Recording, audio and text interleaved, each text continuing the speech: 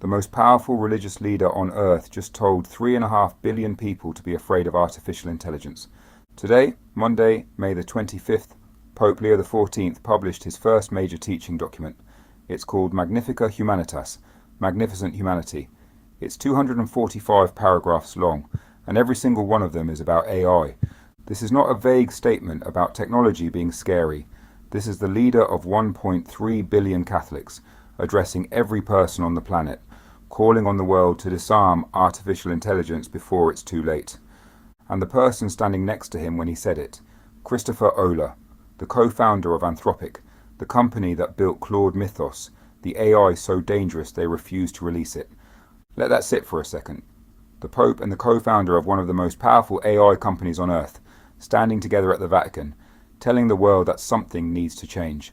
Now, so what did the Pope actually say? 3 things that matter.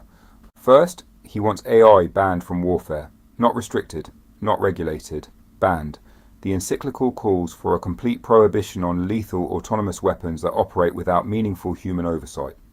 No AI system should ever be allowed to decide whether a human being lives or dies. That's a direct challenge to every military in the world, including the United States, which used AI to identify over 1,000 targets in 24 hours during the Iran strikes earlier this year. Second, he warned that AI is not a technological problem, it's a human one. His exact framing is that this is an anthropological challenge, meaning the real danger isn't what AI can do, it's what it does to us.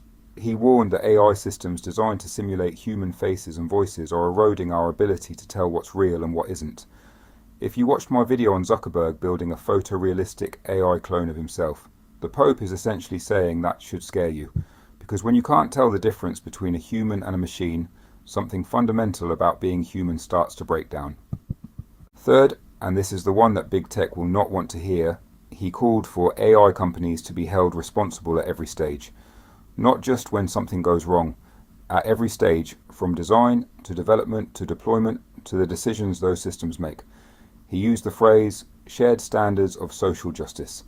He wants governments, companies and communities to agree on ethical rules before AI gets more powerful, not after. Now, here's why the Anthropic connection matters. Christopher Olah didn't just show up for a photo opportunity. He co-founded Anthropic specifically because he believed AI safety wasn't being taken seriously enough at other companies. Anthropic built Claude Mythos, an AI that can hack into every major operating system and find security flaws that human experts missed for decades. And when they saw what it could do, they refused to release it. That decision to build the most powerful AI they could and then choose not to deploy it is exactly the kind of restraint the Pope is calling for. The fact that the Vatican invited Olah to present alongside the Pope is a signal. It's the Catholic Church saying, this company gets it. Safety first, humanity first, power second. Whether you're religious or not, and honestly, this isn't really about religion, what happened today matters, because the Pope didn't just publish a document. He drew a line. He said AI must serve humanity, not replace it. He said AI must be disarmed, not weaponized. And he said the time to act is now, not after the damage is done. 1.3 billion Catholics just received a formal teaching that artificial intelligence, in its current trajectory, is a threat to human dignity. That's not a tweet.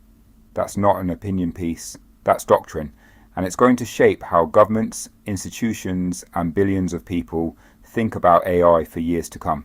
The question is whether anyone in Silicon Valley is listening. I'll keep covering this.